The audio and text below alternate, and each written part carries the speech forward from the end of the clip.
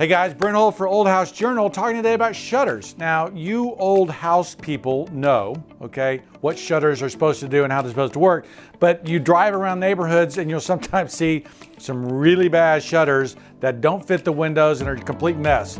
We'll talk about why that happened all today. Come join me.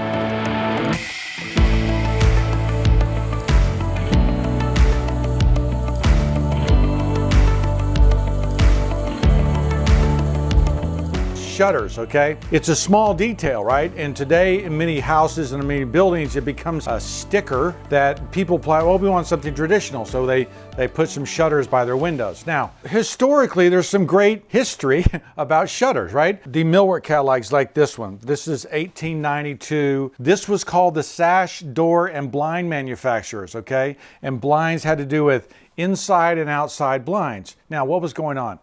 Realize that shutters were something that were the air conditioning, for lack of a better word, right? If you had a house, or imagine yourself in the 1850s or 1890s, and there is no air conditioning, right? So you are managing the heat and the cool in your house by opening windows, by closing windows, and by blocking sunlight with blinds and shutters. So louvered blinds and louvered shutters versus paneled shutters, all things for security, all kinds of things that blinds and shutters used to function towards. We don't do that anymore. So turn 1950, 1960, houses in the South, and then today almost all houses have air conditioning or heating of some kind. So because they're climate controlled from the inside, we no longer have to manage the climate control from the outside. So shutters have become this lost detail, right? And so people don't know how to do it anymore. Historically, the way shutters worked is they actually, especially ones on the outside, is they actually closed over your windows so they would be tight, so they fit, okay? Today, shutters are glued, screwed, and tattooed to the side of a house, right? And it's like they don't move anymore. But literally, when you get those shutters right, it can make a huge difference.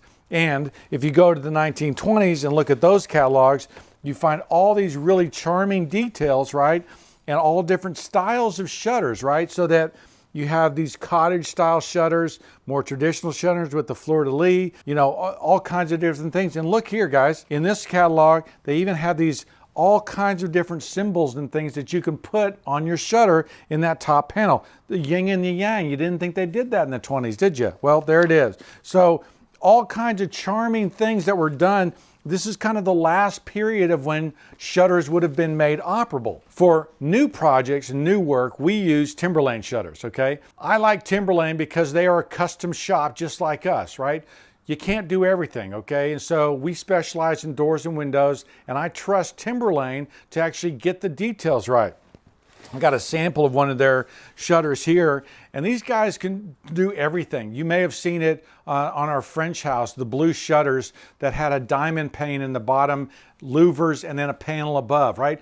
Pretty complicated, pretty something that you certainly can't just get from anybody, right? These guys can do that. Now, the way they construct it is they make it out of hemlock, which is a great exterior wood. They peg only one side because, as they told me, some people don't like seeing the pegs, and so one side is clear. Now, that isn't an historical detail. They just do that because some clients like the pegging and some clients don't. I love the pegging. I think it communicates, you know, how things were originally built and how things were made. But these guys do all kinds of custom things. The other thing they are the experts at is helping you pick out hardware, because hardware is a really important piece to get that shutter to kick out past the brick and lay it against your house with the right shutter dog and all the other different things that hold the shutter open. It's actually, because we don't do it anymore all the time, it's not like you can just go to the hardware store and get shutter hardware. All of those things are difficult to do and difficult to put together. And these guys are the experts, and I've called them on jobs before. They've walked me through. Hey, I've got siding in the upper part, I've got brick below, I need a different offset. These guys are experts. So getting shutters right really matters, guys. The Craftsman blog, if you follow on Instagram, he does some hilarious fails of people that have tried to put shutters on new houses. It's a joke. You know, typically if your window sash is here, the shutter actually sits down inside that because it's supposed to close over the brick mold and over the outside casing. So There is a specific way of getting it done right, and there's a lot of great details that really can make a big difference on your house. So there's a whole kind of way to fit your shutters, and you kind of see a little bit this in this rendering from a 1927 catalog, where you see the outside casing here, right? And that shutter is actually fitting inside that casing. They're not showing the hardware here, but the shutters are made in a way that they fit, they're above the sill, below the casing, so that they fit inside that framed opening. Now, ironically, they show what not to do here in one of their pictures. This is the classic mistake, right? Where you have a double window and you have a shutter on one side and a shutter on the other side. Now, historically, windows were never paired together, pre-Industrial Revolution. Windows were always separate. Georgian and Federal and Greek Revival houses, they don't start pairing and mulling windows together until the Victorian era. So this idea of having these shutters don't work, right? These shutters are decorative, okay? And so a lot of shutters today end up being just decorative, not really meant to work like this. And so you can see it all the time. If you start looking at houses, you'll start noticing these houses where the shutters don't fit the window. They may be too big, they may be too small, they may be too thin. We did shutters on our house, and we've got, this 1960s ranch style house. We had traditional windows on the other side. Our shutters actually ended up getting pretty big, but it looks nice, right? And it looks like they fit over there, and of course they do. So getting shutters right is a little bit of a trick, right? You really do have to study the size of the window. You really have to understand the proportions, and certainly looking at the past and realizing how it was done in the past, they're great clues for getting it right today. This should not be something that is a sticker that you put on your house to make it look traditional, right? This is something that ought to communicate purpose, communicate that you know what you're doing as a builder or as a homeowner. And last, guys, make sure that you get the hardware right. Have you seen the shutters where the shutter's on the wall and they stick the shutter dog up here and it's stuck halfway, okay?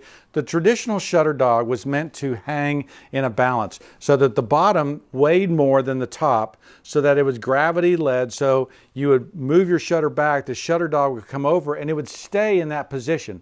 It was always underneath the shutter. It was never at the side of the shutter, kind of wedged in place. I know that some decorators look at it and go, well, I can't see the shutter dog if it's down there behind the hedges. Again, learning to communicate the proper way of doing it so that your shutter, if you drive by a house and a shutter dog is stuck halfway up the shutter, you know that that person doesn't know what they're doing, okay? Shutter dog goes down here to hold the shutter open, never on the side. All right, hold a house people.